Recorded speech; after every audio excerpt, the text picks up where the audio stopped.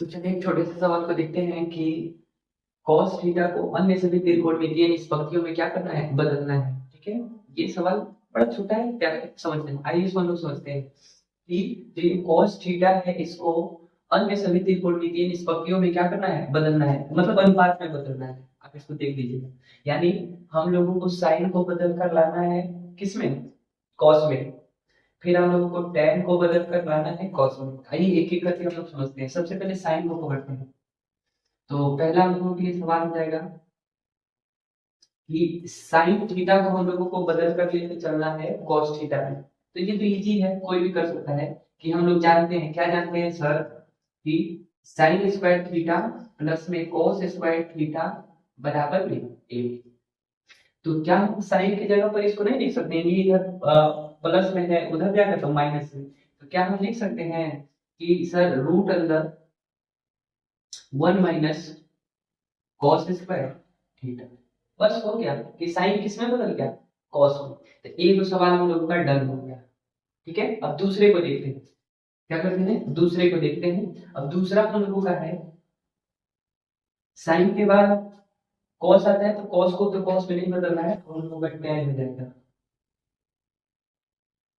tan theta को किस में बदलना है, cos में। तो क्या हम लोग tan थीटा को नहीं लिख सकते हैं साइन थीटा बट्टा में cos थीटा, लिख सकते हैं। tan थीटा को हम लोग sin थीटा बट्टा में cos थीटा लिख सकते हैं। अब हम लोग जानते हैं, अभी अभी हम लोगों ने sin को किसमें बदलाया, cos में। तो ये सब लिखना पड़ा है, तो इसकी जगह पर हम लोग लिख सकते हैं रूट अंदर 1 - cos स्क्वायर थीटा अब बट्टा में cos थीटा, बट्टा में cos थीटा। तो देखो tan किसमें बदल गया, cos में। tan किसमें बदल गया, cos में, मतलब cos में। अब आता है हम लोगों का तीसरा नंबर पे। तीसरे नंबर पे आएगा cot थीटा, cot थीटा।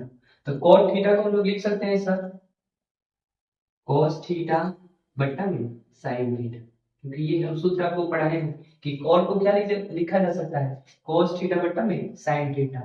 अब बताइए क्या हम इसको ये नहीं लिख सकते हैं, cos को cos में है नहीं, sin को हम अभी जानते हैं, sin को कैसे लिख सकते हैं, ऐसे। तो ये हो जाएगा हम लोगों का cos थीटा बट्टा में रूट अंदर 1 - cos स्क्वायर थीटा। अब देखो यहाँ पे कि कॉट किसमें बदल गया, कोसेक में, मतलब कॉट किसमें बदल गया, कॉस में। यह पूछा है कि कॉस को अन्य सभी त्रिकोणमितीय अनुपात में बदलना है। तो ठीक है, कॉट भी बदल गया कॉस में। अब बच गया सेक। चौथे नंबर पे कौन बच गया, सेक। क्या बच गया, सेक।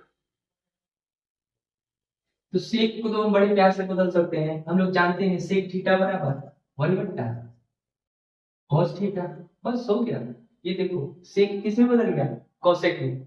अब एक और हम लोगों का बच रहा है, कौन का बच रहा है, पांचवें नंबर का सवाल है कि अब कोसेक को बदलना है लोगों को कॉस में, कोसेक को बदलना है कॉस में। तो क्या कोसेक को हम लोग लिख सकते हैं 1 - साइन थीटा, क्योंकि कोसेक बराबर क्या होता है, 1 - साइन। और अभी हम लोग पढ़े हैं साइन को क्या लिख सकते हैं, 1 - cos स्क्वायर थीटा, वो भी रूट में। तो हम इसको ऐसे भी लिख सकते हैं 1/रूट अंदर 1 - cos स्क्वायर थीटा।